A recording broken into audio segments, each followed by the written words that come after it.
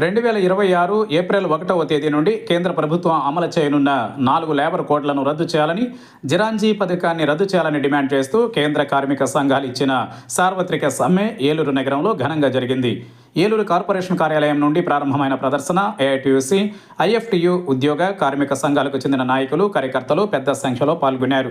Municipal కార్యాలయం వద్ద నుండి ప్రారంభమైన ప్రదర్శన పాత బస్టాండ్ వంతెన, JNT road, Powerpet, railway station road, RR Peta మీదుగా ఎన్టీఆర్ పార్క్ వద్ద ముగిసింది. ప్రదర్శనలో కళాకారుల నృత్యాలు, విచిత్ర వేషాలు, 4 లేబర్ కోడ్ల వల్ల కార్మికులకు ఉరితాళ్లుగా మారే దృశ్యాలు పట్టణ ప్రజానీకాన్ని విశేషంగా ఆకట్టుకున్నాయి.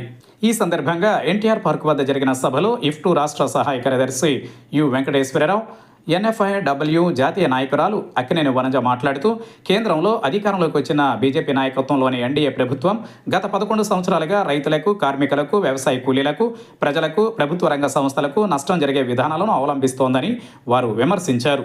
సభకు ఐఎఫ్టీయూ జిల్లా ప్రధాన కార్యదర్శి బద్ద వెంకట్రావు, ఏఐటీయూసీ జిల్లా ఉపాధ్యక్షులు బండి వెంకటేశ్వరరావు అధ్యక్ష వర్గంగా వ్యవహరించారు. సభలో రైతు కూలీ సంఘం రాష్ట్ర సహాయ కార్యదర్శి ఎండి భాషా, ఐఎన్టీయూసీ జిల్లా నాయకులు Rammohanrao, all India bank employees association జిల్లా ప్రధాన కార్యదర్శి కాళే శ్రీనివాసరావులు మాట్లాడారు. వైసీపీ నాయకులు అబ్బాయి చౌదరి, జేపీ తదితరులు సమ్మెకు సంఘీభావంగా మాట్లాడారు. ఈ కార్యక్రమానికి ఇఫ్టు ఏలూరు నగర ప్రధాన కార్యదర్శి ఎర్ర శ్రీనివాసరావు, ఏఐటీయూసీ ఏలూరు ఏరియా నాయకులు పుప్పాల కన్నబాబు, ఇఫ్టు నాయకులు విజయలక్ష్మి, మంగం అప్పారావు, దోళ్ల వీరనాయుడు, పీడీఎస్ జిల్లా అధ్యక్షుడు కాకి నాని, నవ్వుడు నెహ్రూబాబు తదితరులు పాల్గొన్నారు.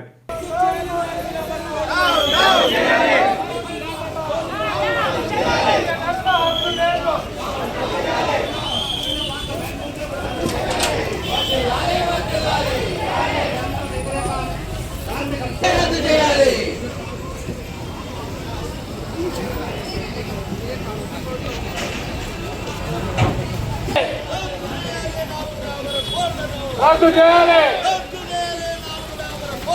రద్దు చేయాలి. ఏలే వాడికి బుద్ధి లేదు, ఏలే వాడికి బుద్ధి లేదు, ఏలే వాడికి బుద్ధి లేదు.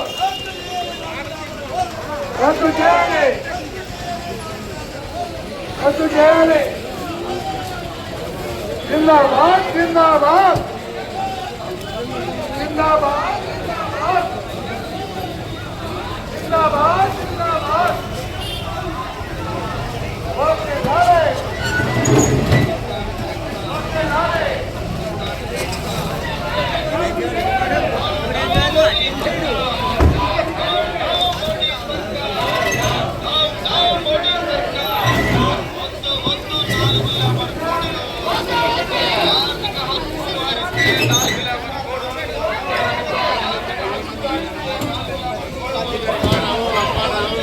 దేశవ్యాప్తంగా ఉద్యోగ కార్మిక వర్గాలు తీవ్రమైనటువంటి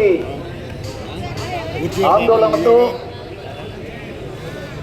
ఈ దేశ భవిష్యత్తు, కార్మిక వర్గ భవిష్యత్తు, రైతాంగం యొక్క భవిష్యత్తు ఏ విధంగా మారబోతుందో దాన్ని దృష్టిలో పెట్టుకొని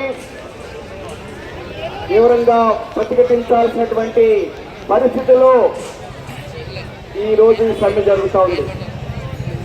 ఈ సమ్మె నేపథ్యం ఏమిటి? ఈ సమ్మె జరగడానికి కారణాలేంటి?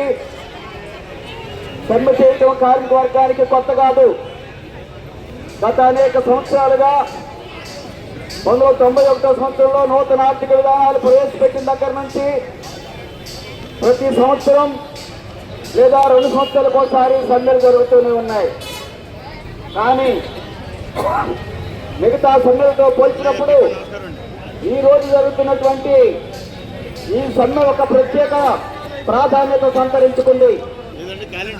ఇప్పుడే అధ్యక్షులు బండి వెంకటేశ్వర గారు చెప్పినట్టుగా రేపు 2026 ఏప్రిల్ 1వ తేదీ నుంచి ఈ దేశంలో కార్మిక వర్గం పైన తీవ్రమైనటువంటి దాడి కొనసాగబోతోంది. ఈరోజు దేశాన్ని పరిపాలిస్తున్నటువంటి మోడీ, అమిత్ షాల ప్రభుత్వం, కార్పొరేట్ల ప్రభుత్వం పూర్తిగా ప్రజల సంక్షేమాన్ని మరిచి, సంక్షేమాన్ని విడిచిపెట్టి కార్పొరేట్ల సేవ చేసే లక్ష్యంతో ముందుకు సాగుతుంది. ఈ దేశంలో కొద్ది మందిగా ఉన్నటువంటి కార్పొరేట్లకు అనుకూలంగా చట్టాలు మారుస్తున్నారు.